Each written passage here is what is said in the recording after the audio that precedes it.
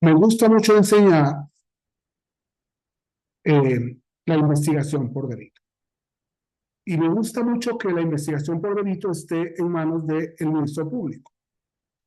Y no ignoro que eh, tenemos 32 entidades federativas con 32 ministerios públicos y un Ministerio Público Federal.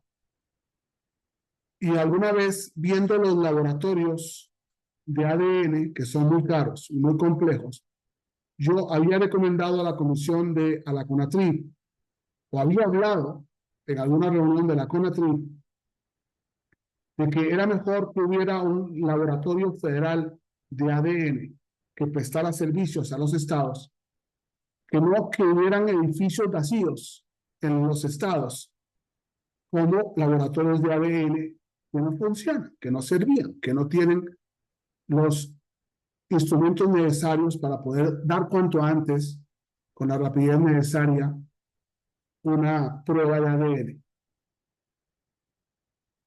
Y hablábamos ayer del tema de la ley de desaparición forzada, ¿no? ¿Cuántas veces obtenemos un ADN sospechando que el niño fue transportado en ese vehículo, pero tenemos la duda si sí o no? Y nosotros duramos un mes, 2 meses haciendo una prueba de ADN para ver si es cierto o no es cierto, con lo cual ya el niño está en otro país o está después destrozado en pedazos, porque se les usa para obtener los órganos para la trata de personas o lo que sea. Entonces, partiendo de esta realidad, yo me he enfocado en un solo artículo,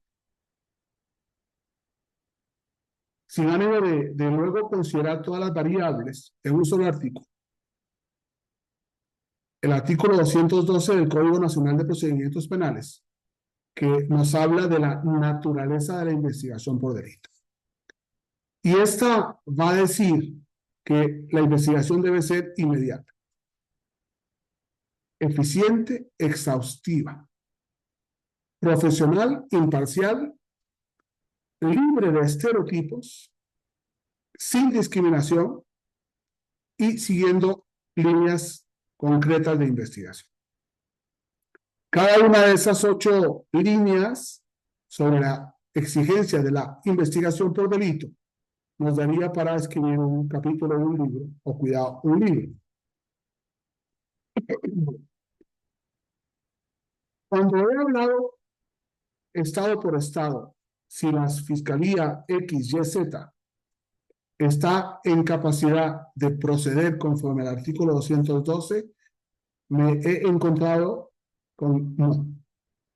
¿Tienen ustedes? No. ¿Tienen usted? No. Y lógicamente no es fácil, porque el presupuesto no es sencillo, porque no tenemos el personal necesario, porque muchas de las leyes mexicanas se nos van en burocracia. El presupuesto de la ley es más para hacer trabajar la institución, pero no para que la institución trabaje. Y lógicamente se pierde todo ese objetivo que queríamos, por ejemplo, en los artículos que citábamos ayer sobre la desaparición. ¿Cómo atacamos estas víctimas de desaparición, los niños? ¿Cómo rescatamos a los niños metidos en la trata? ¿Cómo rescatamos a los niños metidos en la delincuencia organizada? ¿Cómo rescatamos a estos niños que ya sabemos que no son imputados, que no son delincuentes, sino que son víctimas de este tipo de delitos colectivos, de colectividades en delincuencia? Lógicamente, es rescatarlos entre más rápido mejor. ¿Por qué? Porque de lo contrario es más difícil entrar en las organizaciones organizadas que conocemos en México. Y entonces, ¿cómo actuamos de forma inmediata, eficiente, exhaustiva, profesional, imparcial y libre de estereotipos? ¿Cómo logramos cumplir con los 8 criterios del 212? Es muy complicado. Es muy complicado y, sin embargo, tenemos que darnos cuenta que esa realidad de la complicación nos tiene que llevar a la sencillez en la investigación. Por eso es muy importante a veces que haya una idea que a mí se me mete en la cabeza y que no la voy a sacar nunca, cuando el artículo 21 de la Constitución Política establece que la investigación de los delitos corresponde al Ministerio Público. Si nosotros tenemos un fiscal del Ministerio Público dedicado exclusivamente a niñas, niños, adolescentes, vamos a poder tener mucho más eficiencia, mucho más eficacia en la investigación que si lo tenemos en un número de actividades. Eso es muy importante. Y lógicamente entonces tenemos que trabajar desde un análisis de contexto, desde una unidad de análisis de contexto que nos permita, eh, un montón de preguntas y respuestas respecto a los niños.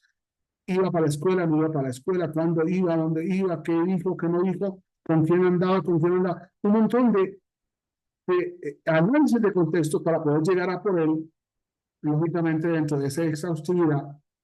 Y es muy importante lograr una investigación científica, técnica y exhaustiva para poder obtener las respuestas probatorias necesarias para impedir que un chico se nos vaya de las manos.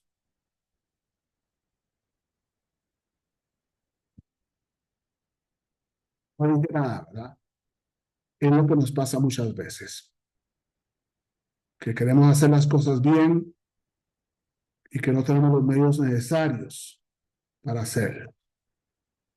Y yo tampoco quiero jugar con ustedes y convertir esto en una muletilla, ¿no? La importancia del interés superior del niño, la importancia de la exhaustividad en la investigación para impedir que un niño sea secuestrado. Bien, es un tema complejo.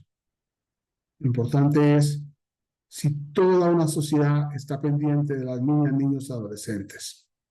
Es muy posible que podamos lograr muchas cosas que hoy cuesta mucho lograrlas, pero que tenemos que lograrlas para que no los perdamos, para que no los utilicen, para que no los corrompan, para que no los manipulen, para que no los, para que no los vendan en todos los sentidos por parte de la delincuencia y para que no nos encontremos el día de mañana un delincuente al otro lado porque llegamos tarde. Muchas gracias.